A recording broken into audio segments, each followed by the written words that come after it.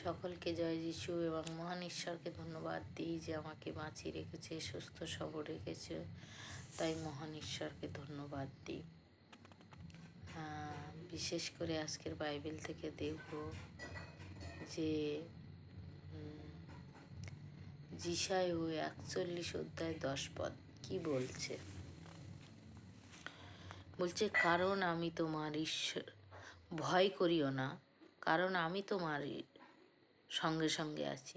ব্যাকুল হইও না, কারণ আমি তোমার ঈশ্বর। আমি তোমাকে পরাক্রম দেব, আমি তোমার সাহায্য করিব। আমি আপন ধর্মশীলতা দক্ষিণ হস্ত দ্বারা তোমাকে ধরিয়া রাখিব। তাহলে আমরা দেখতে পেলাম যে কি বলছে ঈশ্বর, যে ভয় করিও না, কারণ আমি তোমার ঈশ্বর। আমি তোমার সঙ্গে সঙ্গে আছি। ব্যাকুল হইও না, কারণ আমি তোমার ঈশ্বর। আমি তোমাকে পরাক্রম দেব, আমি তোমার সাহায্য করিব। আমি আপন ধর্মশীলতার দক্ষিণ হস্ত দ্বারা তোমাকে ধরিয়া রাখিব। দেখুন, এই যে বাক্য, এই যে ঈশ্বরের বাইবেলের বচন, এটা কিন্তু সাধারণ মানুষটা লিখিনি, সাধারণ মানুষ বলছে না, ঈশ্বর বলছে। এটা ঈশ্বরের প্রতিজ্ঞা। যদি আমরা তার ইচ্ছা মতো চলি, সে যা বলেছে যদি করি, তাহলে সে প্রতিজ্ঞা করেছে, এটা প্রতিজ্ঞা ঈশ্বরের, যে আমি তোমাকে ছাড়ব না, আমি সব সময় আমি তোমাকে ধরে রাখবো। তাই তোমার যত বড় সমস্যা আসুক, যত বড় বিপদ আসুক, আমি তোমাকে ছেড়ে দেব না, তোমার সঙ্গে আমি থাকব, আমি তোমাকে সাহায্য করব।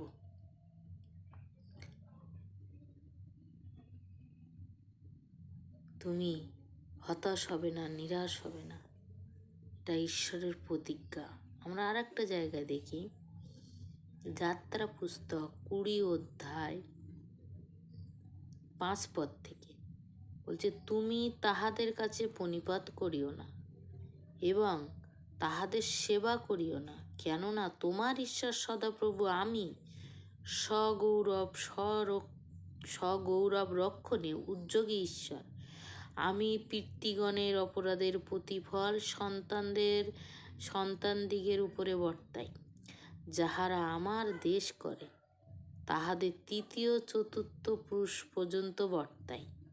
কিন্তু যাহারা আমাকে প্রেম করে ও আমার আজ্ঞা সকল পালন করে, আমি তাহাদের সহস্র পুরুষ পর্যন্ত দয়া করি। ঈশ্বর এখানে পরিষ্কার বলে দিয়েছে, বলছে যে ঈশ্বর ছাড়া আমরা আর কারো কাছে মাথা নত করতে পারি না, কারো কাছে আমরা নত হতে পারি না, এবং ঈশ্বর মহান। আমরা এখানে দেখতে পাই, বলছে পিতৃগণের অপরাধের প্রতিফল সন্তানদের উপরে বর্তায়। সত্যি আমাদের কর্ম দ্বারাই, আমরা আমাদের আচার ব্যবহার দ্বারাই আমাদের সন্তানেরা আশীর্বাদ পাবে। অনেক সময় মানুষ বলে যে ওর ছেলেটা না বদমাশ, ওর মতোই হয়েছে, ওর মেয়েটা না বদমাশ, ওর মতোই হয়েছে, মা বাবার মতোই হয়েছে। একদম রাইট, মা বাবার মতোই তো হবে। আমার সন্তান আমার মতো হবে না, পাড়া প্রতিবেশীর মতো হবে, সেটা তো হতে পারে না। ঈশ্বর বলছে, আমাকে না জেনে পাপ করেছো, ঠিক আছে, কিন্তু জানার পরে করো না। তাহলে আমরা বলছে, যে আমাকে ভালোবাসে, যে আমার আজ্ঞা সকল পালন করে, তার সহস্র পুরুষ পর্যন্ত দয়া করি, মানে 1000 পুরুষ পর্যন্ত দয়া করবে। কিন্তু সাজা দেওয়ার সময় কি 4 পুরুষ পর্যন্ত। আজকের এই যে ঈশ্বরের নামে তার সন্তানদেরকে তাড়না করছে, অত্যাচার করছে খ্রিস্টানদের ওপরে। ঈশ্বরকে দেখতে পাচ্ছে না? ঈশ্বরকে শুনতে পাচ্ছে না? শুনছে। তিনি প্রতিজ্ঞা করেছেন তার সন্তানদেরকে রক্ষা করবে। কি করবে? আত্মার বিনাশ করতে পারবে না।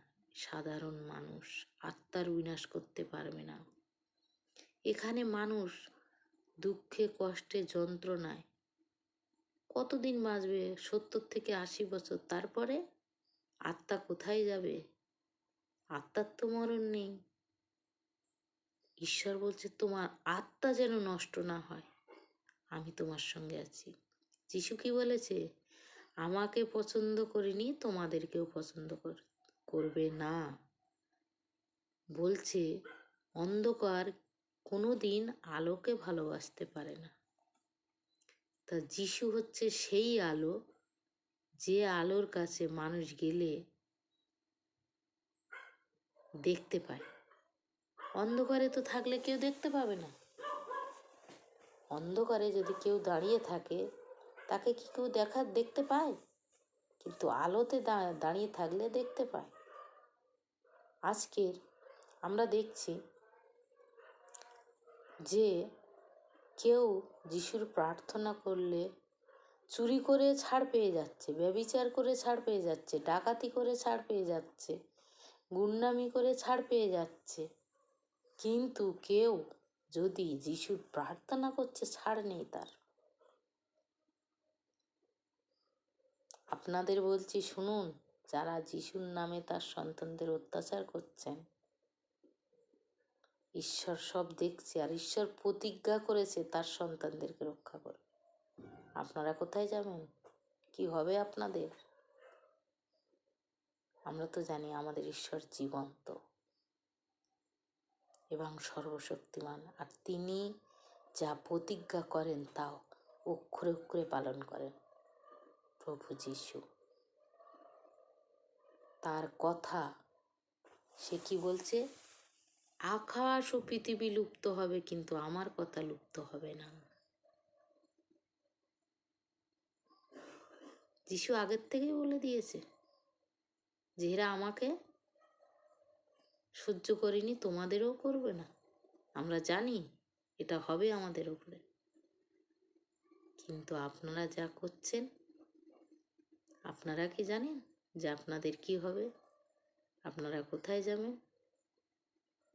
ঈশ্বরের প্রতিজ্ঞাকে জানুন। আরে যারা শান্তিতে প্রার্থনা করছে মানুষের জন্য, যেখানে গেলে ভালো হচ্ছে মানুষ, যেখানে গেলে পরিবর্তন হচ্ছে, অনেকে নেশা করতো, অনেকে চুরি করতো, অনেকে খারাপ কিছু করতো, যিশুর কাছে এসে পরিবর্তন হচ্ছে। কেন তাদের পেছনে লাগছে? তারা কি খারাপ করছে? হিন্দু ধর্ম মানে কোথায় নষ্ট হচ্ছে? তারা তো ভালো হচ্ছে। কিন্তু আপনারা দেখেন অনেকে মা বাবাকে কিভাবে কষ্ট দিচ্ছে। আপনারা বলেন মা বাবাই ভগবান, কিন্তু সেই ভগবানকে বয়স হলে বৃদ্ধাশ্রমে রেখে আসছেন। অনেকে বাড়িতে যাদের টাকা আছে বৃদ্ধাশ্রমে রেখে আসছে, যাদের নেই তারা বাড়িতে অবহেলায় তাদেরকে কষ্ট দিচ্ছে, মারছে। সেখানে যান। ধর্ম রক্ষা করতে গেলে, ধর্ম বাঁচাতে গেলে ধর্মর ভালো প্রয়োগ করুন।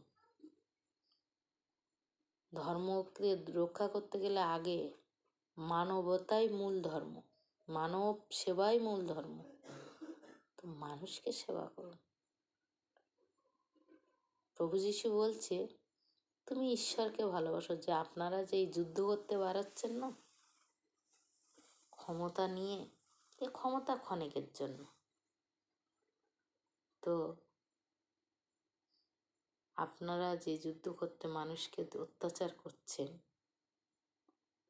এতে কার ভালো হচ্ছে? কারোর ভালো হচ্ছে না। কিন্তু আপনারা দেখুন কত অসহায় মানুষ আছে, তাদের পাশে দাঁড়ান। তাদের পাশে দাঁড়ান, তাদেরকে করুন, তাহলেই আপনাদের ধর্মটাকে জানতে পারবে সবাই। খ্রিস্টকে কেন ভালোবাসছে, খ্রিস্টর কাছে কেন আজকের যিশুর 12 জন শিষ্য আজকের পৃথিবী ছেয়ে গেছে, কিন্তু আপনারা যে ধর্মটাকে সনাতন ধর্ম বলছেন, সনাতন ধর্ম মুখে বললে হবে না। আমি তো মুখে অনেক কিছু বলতে পারি, আমি একা প্লেন বানাতে পারি, আমি একা জাহাজ বানাতে পারি, বানাবো, কিন্তু পরিচয় তো হবে তখন যখন আমি বানাবো।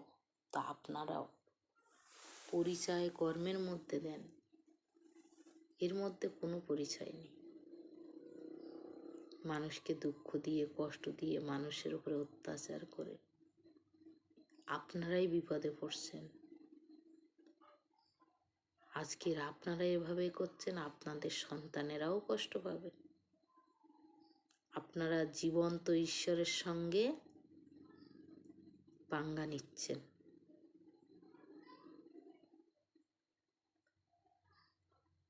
যিশু জীবন্ত ঈশ্বর, তিনি মৃত্যুকে জয় করেছেন,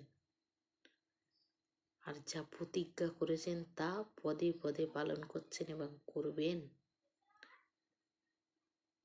এই জন্যে খ্রিস্টানেরা জানে, এই জন্যে প্রতিবাদ করে না। তারা বোবা না, তারা দুর্বল নয়। তো খ্রিস্টানেরা জানে ঈশ্বরের প্রতিজ্ঞা, ঈশ্বর যে প্রতিজ্ঞা করেছে তিনি তা অক্ষরে অক্ষরে পালন করবেন, এটা খ্রিস্টানেরা জানে। আপনাদের যদি এরকম শিক্ষা থেকে থাকে আপনারা দিন, মুখে বলুন না। বানর সেনা লঙ্কার জন্য রাস্তা বানিয়েছিল, সেটা তো কেউ দেখেনি। তো সেরকম কাজ আপনারা করে দেখান। আর যিশু যা করে গেছে তার শিষ্যরা সেটা করছে, সে তার 12 জন শিষ্য সেটা করেছে, দেখিয়ে গেছে, এবং যারা খ্রিস্ট বিশ্বাসী তারাও করছে এখন। তো আপনারা মুখে বললে কিছু হবে না, কাজে করে দেখান। সময় আছে এখন, ফিরে আসুন, বাইবেল পড়ুন। বাইবেল পড়লে আপনার ধর্ম পরিবর্তন হবে না, বাইবেলটাকে জানুন। আপনারা এখানে ঈশ্বর কি বলেছে, যে আমাকে বলছে পুরুষের অপরাধের প্রতিফল তার সন্তানদের উপরে দেবে। আপনারা যে কর্ম করছেন না, আপনারা তো পাবেনই, আপনাদের সন্তানেরাও পাবে। হ্যাঁ, ঈশ্বরের প্রতিজ্ঞা, আর ঈশ্বরের প্রতিজ্ঞা তিনি পালন করেন।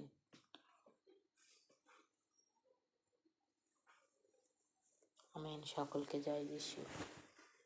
ভালো লাগলে লাইক, কমেন্ট, শেয়ার করবেন।